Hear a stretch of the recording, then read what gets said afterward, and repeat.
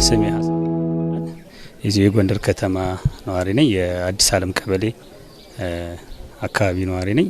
ምርጫው ያው ከሌሊቱ 11 ሰዓት ጀምሮ በጣም ደስ በሚል ሁኔታ ባማረና በቃ ሰው በጉጉት ያው እንዳያችሁት እናንተም እንዳያችሁት ደስ በሚልና በሚያረካ መልኩ ወጥቶ እዚህ ጋር እንደ ደስ በሚል ኮንዲሽን እየሄደ ነው ያለው።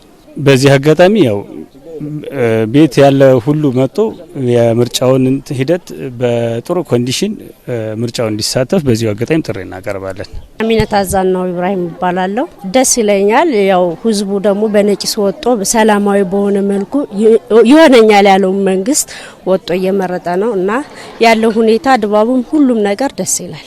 ይሆነኛል ያስተዳድረኛል የሚለው መንግስት መምረጥ ትልቅ ነው፣ እድለኛም ነው።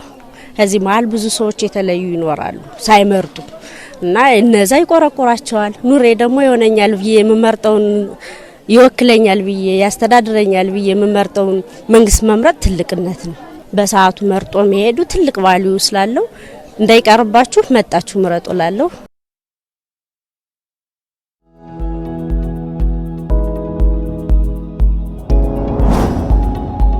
በብዙ ሁነት እየቀጠለ ይገኛል። አሁን የምንገኘው ጎንደር ከተማ ደግሞ በተለያዩ ምርጫ ጣቢያዎች ቅኝት አድርገናል።